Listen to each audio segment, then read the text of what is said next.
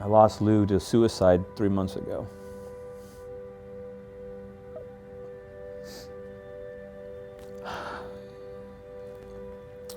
Still mad at him. I mean, ReGroup wouldn't be probably not around if I hadn't met Lou, because I spent time with him doing his Honor Bell Foundation. It was like we were inseparable.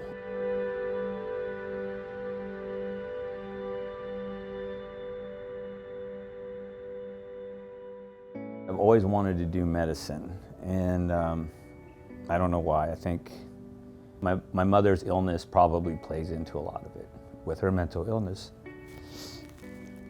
I've been working since the age of about 16 and a half, 3 to 4 different jobs to help support my wife and child. Then it became 2 children in that time frame. And I had landed a really good job finally, and they had the big oil glut, and it laid off all these workers that had been senior to me at this company.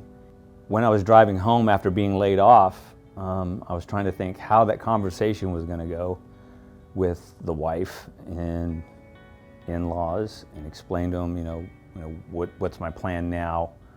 There was a big billboard as I was driving home, and it said, "Be a doctor, join the Army." And I was like, and I just wheeled in. And so I took the test, scored high enough. My first time around, they were like, "Yeah, you can do anything you want to do." And I said, "I want to be a doctor." And they said, "Well, you're going to have to go the long route since you have no education." I knew nothing about the military, except they were going to cut my hair. Yeah, Tony was the young guy, like the rest of us, but he was one of the few that came in that was already, built, already in great physical shape. So, a lot of people aspired to be like him. Army, Marines, whatever, armed services you're in, physical fitness is key, and he came in top shape.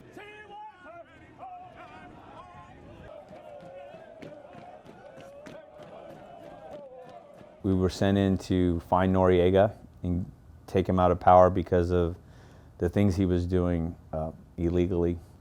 They asked us to go in there and find him, and that's what we did.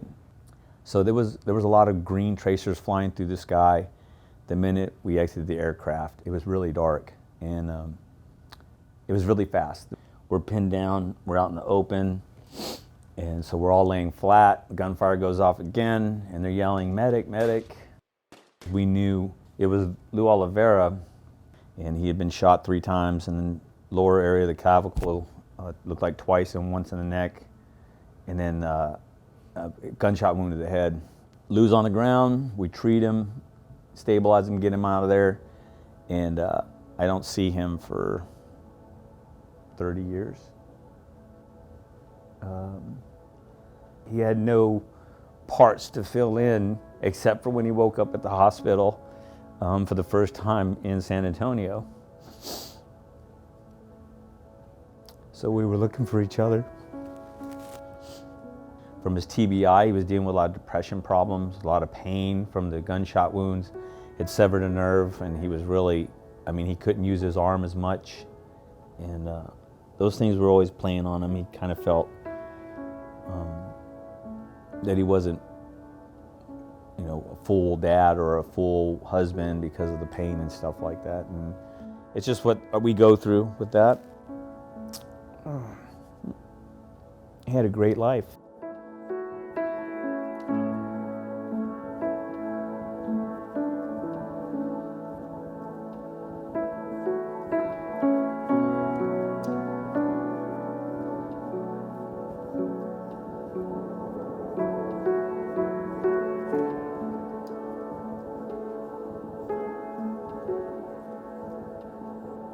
We started talking about ReGroup. We hadn't named it yet, but within the first 6 months of dating, he was, being a Ranger medic, he would get the calls from fellow brothers when somebody was struggling with addiction or suicidal tendencies or contemplating it.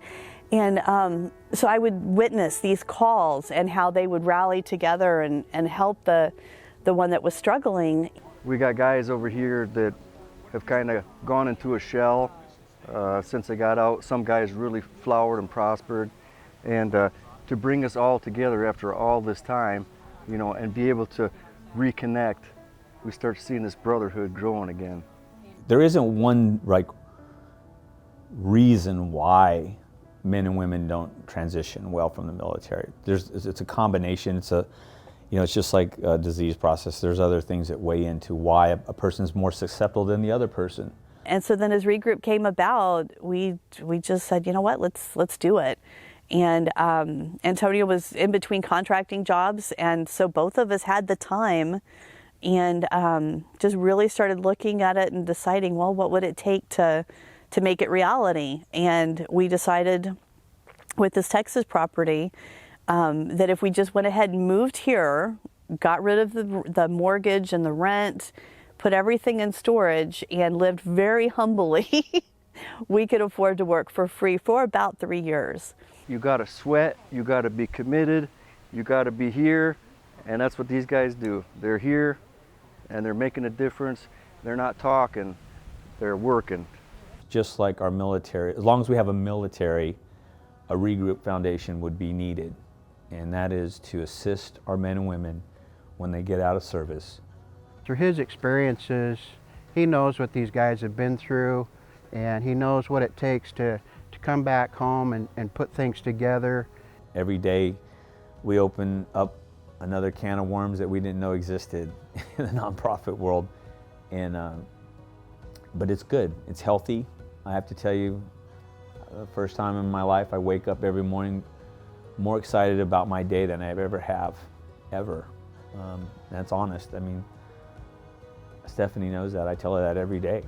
I tell her, hey, you know, very few people get to wake up and be excited about their day like we do. We live in a bus, and we live on some land. We've got Air Force people showing out to help out with the program, and it speeds up and then slows down and expands up, and money comes in and money doesn't. But I know when I wake up every day I'm happy, and that's, I guess, what you really got to search for in life is how you want to wake up that morning, and I have found it.